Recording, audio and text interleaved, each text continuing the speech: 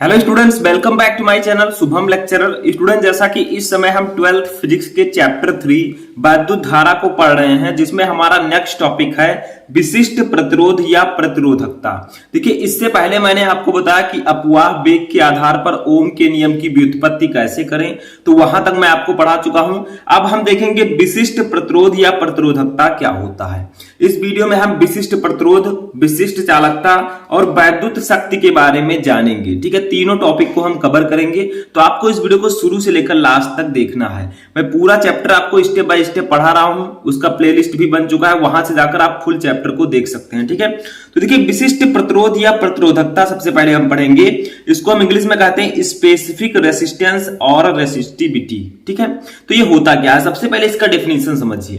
देखिए, जब किसी चालक में वैद्युत धारा प्रवाहित होती है तो चालक के भीतर किसी बिंदु पर वैद्युत क्षेत्र की तीव्रता E तथा धारा घनत्व J के अनुपात को चालक की विशिष्ट प्रतिरोध अथवा प्रतिरोधकता कहते हैं। ठीक है, यानी कि मान लीजिए कोई चालक है जिसमें वैद्युत धारा प्रवाहित होती है। ठीक है, अब चालक के अंदर किसी बिंदु पर जो वैद्युत क्षेत्र की तीव्रता E होती है और जो धारा घनत्व J होता है, इन्हीं के अनुपात को हम चालक का विशिष्ट प्रतिरोध या प्रतिरोधकता कहते हैं। ठीक है, अगर सिंपल भाषा में समझें तो वैद्युत क्षेत्र की तीव्रता E तथा धारा घनत्व J के अनुपात को हम विशिष्ट प्रतिरोध कहते हैं। ठीक है, बहुत ही सिंपल है। अब देखिए, इसे हम रो से प्रदर्शित करते हैं। जैसे आप द्रव्यमान को यम से, बल को यप से, वैसे ही हम इसे रो से प्रदर्शित करते हैं। ठीक है, अब इसका फॉर्मूला हम समझते हैं। तो देखिए, इसका फॉर्मूला क्या होगा, तो इसका जो है फॉर्मूला होगा रो इक्वल टू धारा घनत्व, विशिष्ट प्रतिरोध, विशिष्ट प्रतिरोध, या इसी को हम प्रतिरोधकता भी बोलते हैं। ठीक है, दोनों नाम सेम ही है। तो विशिष्ट प्रतिरोध को हमने डिनोट किया रो से। रो इक्वल टू आपका फॉर्मूला हो जाएगा E अपान जे, E अपान जे। ठीक है, यानी कि वैद्युत क्षेत्र की तीव्रता और धारा घनत्व के अनुपात को हम विशिष्ट प्रतिरोध कहते हैं। ठीक है, तो ये आपका हो जाएगा विशिष्ट प्रतिरोध का formula, rho equal to E upon J. देखिए, डेफिनेशन में लिखा है कि वैद्युत क्षेत्र की तीव्रता E और धारा घनत्व J के अनुपात को हम विशिष्ट प्रतिरोध कहते हैं। ठीक है, तो ये आपका फॉर्मूला हो जाएगा। लेकिन एक और फॉर्मूला हम इसी से निकालेंगे। कैसे निकालेंगे, क्योंकि देखिए, हमें पता है कि जो वैद्युत क्षेत्र की तीव्रता E होती है, ठीक है, E इक्वल टू एक और फॉर्मूला होता है, वो फॉर्मूला है V अपान L। ठीक है, E equal to V upon L भी होता है, जहां V क्या है, V है आपका विभवांतर, L क्या है, जो चालक तार की लंबाई है। जैसे किसी चालक का तो इसमें लिया गया है किसी चालक की वैद्युत क्षेत्र की तीव्रता। ठीक है, तो यहां पर L चालक की लंबाई है, तो E equal to V upon L भी होता है। और एक चीज और याद रखिएगा, जो J होता है, J क्या है, धारा घनत्व। ठीक है, और धारा घनत्व का जब मैं डेफिनेशन पढ़ा रहा था तो J इक्वल टू मैंने आपको बताया था होता है I अपान A। ठीक है, ठीक है, प्रति एकांक क्षेत्रफल में बहने वाली धारा को हम धारा घनत्व कहते हैं, तो J equal to I upon A भी होता है। तो क्या करेंगे, हम E के स्थान पर V अपान L रख देंगे और J के स्थान पर I अपान A रख देंगे, तो एक फॉर्मूला और आएगा, बहुत ही इंपॉर्टेंट फॉर्मूला है।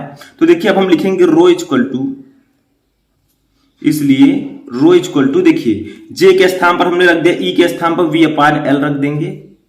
ठीक है, upon J equal to I upon A है, तो यहां पर हम रख देंगे I upon A।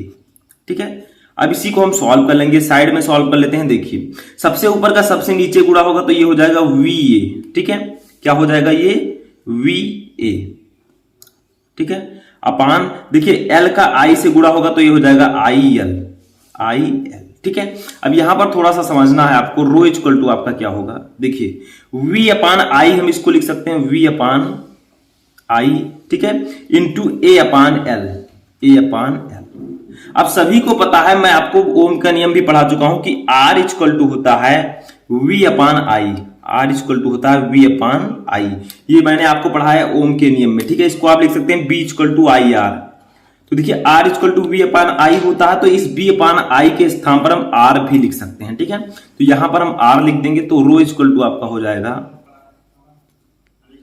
R into A upon L। ठीक है, तो ये फॉर्मूला भी होता है आपका विशिष्ट प्रतिरोध का, याद रखिएगा, बहुत ही इंपॉर्टेंट फॉर्मूला है। और इसी फॉर्मूले की सहायता से अभी हम इसका मात्रक भी निकालेंगे। देखिए, अब इसका मात्रक समझिए क्या होगा विशिष्ट प्रतिरोध का, तो यहां पर हेडिंग डालेंगे मात्रक। ठीक है, ये हो गया आपका मात्रक। तो मात्रक क्या होगा, इसका यूनिट तो देखिए अभी मैं बताता हूं। देखिए आर क्या है, आर है आपका प्रतिरोध। प्रतिरोध का मात्रक होता है ओम, ठीक है, प्रतिरोध का मात्रक क्या होता है, ओम। अब देखिए ए क्या है, ये है चालक तार का क्षेत्रफल। क्षेत्रफल का मात्रक होता है मीटर स्क्वायर। नीचे एल है, एल है लंबाई, लंबाई का मात्रक मीटर। तो ऊपर मीटर स्क्वायर है, नीचे मीटर होगा, तो 1 मीटर नीचे से ऊपर कट जाएगा, तो ऊपर बचेगा मीटर। तो इसका मात्रक हो जाएगा ओम मीटर। ठीक है, समझ में आ गया। देखिए क्षेत्रफल का मात्रक होता है मीटर स्क्वायर, तो मीटर स्क्वायर हो जाएगा। एल का मात्रक मीटर, तो देखिए मीटर स्क्वायर से 1 मीटर कट जाएगा, तो आपका यहां पर क्या बचेगा, मीटर बचेगा। ठीक है, तो ये इसका मात्रक हो जाएगा।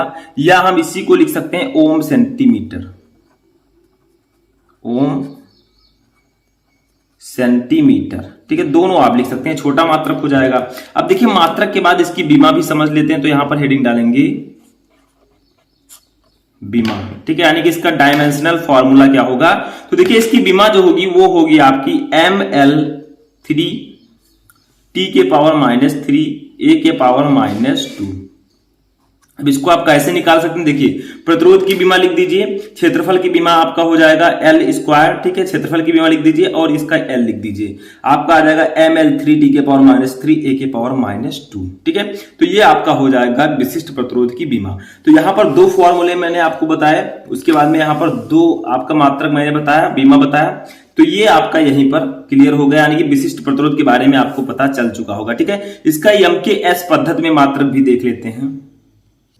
तो देखिए विशिष्ट प्रतिरोध का जो MKS पद्धति में मात्रक होगा वो होगा किलोग्राम मीटर के पावर क्यूब। ठीक है, सेकंड के पावर -3 और एम्पियर के पावर -2। ठीक है, ये आपका हो जाएगा MKS से पद्धति में इसका मात्रक विशिष्ट प्रतिरोध का। ठीक है, तो ये आपका मात्रक होगा SI पद्धति में, ये होगा MKS से पद्धति में। ठीक है, अब चलिए नेक्स्ट टॉपिक देखते हैं। तो देखिए नेक्स्ट टॉपिक हमारा जो है वो है विशिष्ट चालकता। ठीक है, ये लगभग विशिष्ट प्रतिरोध से रिलेटेड है, इसे हम इंग्लिश में कहते हैं स्पेसिफिक कंडक्टेंस। तो ये बहुत ही सिंपल है। देखिए विशिष्ट प्रतिरोध अभी आपने पढ़ा, तो विशिष्ट प्रतिरोध के व्युत्क्रम को विशिष्ट चालकता कहते हैं, यानी कि विशिष्ट प्रतिरोध के व्युत्क्रम को ही हम विशिष्ट चालकता कहते हैं। इसे जो है हम सिग्मा से प्रदर्शित करते हैं, इसे सिग्मा से। ठीक है, विशिष्ट प्रतिरोध को हमने रो से प्रदर्शित किया था और इसे सिग्मा से प्रदर्शित करते हैं। ठीक है, तो इसका फॉर्मूला भी सिंपल होगा। देखिए क्या मैंने बताया, विशिष्ट चालकता सिग्मा इक्वल टू आपका हो जाएगा विशिष्ट प्रतिरोध का व्युत्क्रम, यानी कि 1/रो। ठीक है, ये आपका फॉर्मूला हो जाएगा विशिष्ट चालकता का। ठीक है, सिग्मा इक्वल टू 1/रो, जहां रो आपका क्या है, विशिष्ट प्रतिरोध है। ठीक है, तो विशिष्ट प्रतिरोध के व्युत्क्रम को ही हम विशिष्ट चालकता कहते हैं। ठीक है, अब इसका मात्रक देखते हैं, तो यहां पर हेडिंग डालेंगे मात्रक। ठीक है, तो मात्रक क्या होगा, सिंपल है। देखिए उसका मात्रक था ओम मीटर, तो ओम मीटर मात्रक हो जाएगा रो का। तो देखिए ओम मीटर को जब हम ऊपर ले जाएंगे तो ओम के power ohm inverse metre inverse हो जाएगा। ठीक है, तो यहां पर हम इसका मात्रक लिख सकते हैं ओम मीटर इनवर्स, ओम मीटर इनवर्स। ठीक है, यानी कि ओम की पावर इनवर्स और मीटर इनवर्स। ठीक है, दोनों। तो ये आपका हो जाएगा इसका मात्रक। देखिए ओम मीटर था, इसको ऊपर ले जाएंगे तो -1 हो जाएगा इसके ऊपर। ठीक है, अब देखिए बीमा इसकी समझते हैं क्या होगा। तो बीमा हेडिंग डालेंगे डायमेंशनल फॉर्मूला। तो देखिए इसका बीमा क्या हो जाएगा, इसकी बीमा होगी m के पावर -1, l के पावर -3, t के पावर 3, ठीक है, a के पावर 2, यानी कि जो आपका विशिष्ट प्रतिरोध का बीमा था, ठीक है, उसी का सेम उल्टा हो जाएगा। देखिए m के पावर वहां +1 था, यहां -1 रहेगा। ठीक है, वहां l के पावर +3 था, यहां -3 रहेगा, क्योंकि ये नीचे है, इसको ऊपर ले जाएंगे तो चिन्ह बदल जाएंगे। ठीक है, तो जो वहां माइनस था वो यहाँ प्लस हो जाएगा, जो यहाँ प्लस था वहां माइनस हो जाएगा। ठीक है, तो इस प्रकार से ये आपका होगा। तो ये उसका सेम उल्टा होता है। ठीक है, किसका, विशिष्ट प्रतिरोध का। तो ये आपका विशिष्ट चालकता। अब देखिए एक और यहाँ पर फॉर्मूला समझिए, विशिष्ट चालकता एवं धारा घनत्व में संबंध। व्हाट इज डिफरेंस बिटवीन, जो आपका विशिष्ट प्रतिरोध है, specific conductance and current density. ठीक है, तो देखिए इसका फॉर्मूला होगा J equal to, J vector भी आप लिख सकते हैं। ठीक है, J vector equal to sigma into E vector. ठीक है, ये इन दोनों में संबंध होता है, तो ये भी बहुत ही ज्यादा इंपॉर्टेंट है। ठीक है, J vector equal to sigma into E vector, जहां जे आपका है धारा घनत्व, सिग्मा है विशिष्ट चालकता और ई है आपका वैद्युत क्षेत्र की तीव्रता। ठीक है, मैं यहां पर लिख देता हूं जे वेक्टर इक्वल टू, ये आपका धारा घनत्व, करंट डेंसिटी, ठीक है। उसके बाद में देखिए सिग्मा इक्वल टू, सिग्मा आपका क्या है यहां पर, विशिष्ट चालकता, विशिष्ट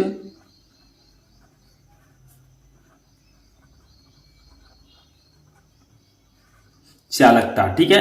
और ई वेक्टर आपका क्या है, ई वेक्टर आपका है वैद्युत क्षेत्र की तीव्रता, वैद्युत क्षेत्र की तीव्रता, ठीक है। तो ये रिलेशन होता है आपका जे और सिग्मा में, ठीक है, यानी कि विशिष्ट प्रतिरोध, विशिष्ट चालकता और धारा घनत्व में। तो ये आपको याद रखना है, मोस्ट इंपॉर्टेंट है, इससे रिलेटेड भी न्यूमेरिकल्स आते हैं, ठीक है। चलिए नेक्स्ट टॉपिक देखते हैं। तो देखिए नेक्स्ट टॉपिक हमारा है वैद्युत शक्ति, जिसे हम इंग्लिश में कहते हैं इलेक्ट्रिक पावर, ठीक है। ये क्या होता है, तो देखिए ये मैं पहले पढ़ा दे रहा हूं, थोड़ा आपके बाद में है, लेकिन आप इसको पहले पढ़ लेंगे तो ज्यादा अच्छा रहेगा। देखिए किसी वैद्युत परिपथ में ऊर्जा के क्षय होने की दर को शक्ति कहते हैं, यानी कि कोई भी वैद्युत परिपथ हो उसमें जो ऊर्जा के क्षय होने की दर होती है, जो ऊर्जा होती है उस कितने समय में क्षय होती है, उसकी दर को ही हम कहते हैं वैद्युत शक्ति, ठीक है। तो किसी वैद्युत परिपथ में ऊर्जा के क्षय होने की दर को हम वैद्युत शक्ति कहते हैं, ठीक है। वैद्युत शक्ति को हम P से प्रदर्शित करते हैं, तो यहां पर लिख दीजिए इसे P से, ठीक है, P, कैपिटल P से प्रदर्शित करते हैं, ठीक है, प्रदर्शित करते हैं, ठीक है। इसका फॉर्मूला क्या होगा, तो P इक्वल टू क्या होगा, P इक्वल टू आपका हो जाएगा W/T, W आपका है ऊर्जा, T है समय। तो किसी परिपथ में ऊर्जा के क्षय होने की दर को हम कहते हैं वैद्युत शक्ति, ठीक है। तो P इक्वल टू आपका हो जाएगा W/T, ये आपका फॉर्मूला हो जाएगा, ठीक है। अब देखिए इसमें हमें एक चीज और जानना है, ठीक है। देखिए इसका मात्रक क्या होगा, सबसे पहले जानते हैं। तो यहां पर हेडिंग हम डालेंगे मात्रक। तो मात्रक देखिए यहां पर क्या होगा, इसका मात्रक हो जाएगा, देखिए एक तो आपका W क्या है, ये ऊर्जा है, ऊर्जा का मात्रक होगा जूल, ठीक है, जूल प्रति, देखिए T है समय, समय का मात्रक होगा सेकंड, तो जूल प्रति सेकंड इसका मात्रक हो जाएगा। या हम इसी को कहते हैं वाट, ऊर्जा का मात्रक जो है ये आपका वैद्युत शक्ति का मात्रक वाट भी होता है, ठीक है। इसे इंग्लिश में लिखेंगे WA+T, ठीक है। तो अगर कोई आपसे पूछे कि एक वाट क्या होता है, तो आप कहेंगे यदि 1 जूल प्रति सेकंड की दर से ऊर्जा क्षय हो तो शक्ति जो होगी वो 1 वाट होगी। और 1 वाट की वैल्यू कितनी होगी, 1 वाट इक्वल टू आप लिख सकते हैं 1 जूल प्रति सेकंड, ठीक है, प्रति सेकंड। तो ये आप लोग इसका फॉर्मूला लिख सकते हैं, 1 वाट इक्वल टू 1 जूल प्रति सेकंड, ठीक है। अब देखिए हम क्या करेंगे, इसका 1-2 फॉर्मूला और मैं बता देता हूं, ठीक है। एक फॉर्मूला होता है P equal to VI, P equal to VI watt, ठीक है। एक ये फॉर्मूला होता है जहां V क्या है, विभवांतर है, I है धारा, ठीक है, याद रखिएगा। तो ये आपका एक फॉर्मूला हो गया, इसको भी आप लोगों को याद रखना है। उसके बाद में एक फॉर्मूला आपका होता है P equal to I square R, I square R, ठीक है। जैसे इन सबसे रिलेटेड न्यूमेरिकल्स आते हैं, तो I क्या है यहाँ पर आपका धारा है, R है प्रतिरोध, ठीक है। अब देखिए I के स्थान पर हम क्या लिख देंगे, ओम के नियम से, क्योंकि हमें पता है ओम के नियम में I इक्वल टू क्या होगा बताइए, वो हो जाएगा V/R, V/R या V इक्वल टू IR, ठीक है। तो यहां पर क्या होगा, V/R हो जाएगा। तो इस I के स्थान पर जब हम V/R लिखेंगे तो एक फॉर्मूला और यहां पर निकल कर आएगा, वो है P equal to V square upon R, V square upon R। तो ये 2-3 फार्मूले आपको याद रखने हैं, क्योंकि इससे रिलेटेड न्यूमेरिकल्स आते हैं, ठीक है। अब यहां पर सब कुछ आपको पता है, V क्या है, विभवांतर है, I धारा है, R प्रतिरोध है, ठीक है, ये सब आपको याद रखना है। अब देखिए यहां पर कुछ चीजें और आपको समझनी है, ठीक है, वो जो कि मोस्ट इंपॉर्टेंट है। देखिए 1 किलोवाट इक्वल टू कितना होता है, 1 किलो वाट, ठीक है। इसे हम इंग्लिश में लिखेंगे 1 kW। तो 1 किलोवाट इक्वल टू होता है 10 की पावर 3 वाट, या आप कह सकते हैं 1000 वाट। जैसे 1 किलोग्राम में कितना ग्राम होता है, 1000, वैसे 1 किलोवाट में 1000 वाट होता है, ठीक है।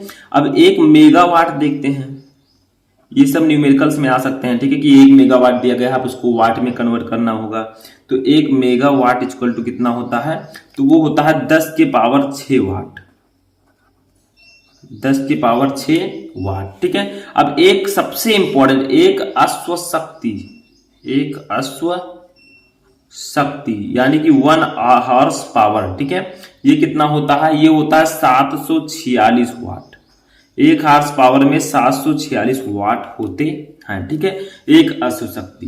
तो ये आपका वैद्युत शक्ति था। वैद्युत शक्ति के बारे में जो कुछ भी आपको इसमें जो कुछ भी मैंने बताया वो आपको याद रखना है, मोस्ट इंपॉर्टेंट है। इसके जो फॉर्मूले हैं उनको याद रखना है, क्योंकि इससे रिलेटेड न्यूमेरिकल्स आएंगे, ये वैल्यूज आपको याद रखनी है। ठीक है, तो यहीं पर हमारा ये वीडियो समाप्त होता है, जिसमें मैंने आपको 3 टॉपिक बताए। इसके बाद हमारा नेक्स्ट पार्ट जल्द ही आएगा। तब तक आप लोग अपनी तैयारी करते रहें।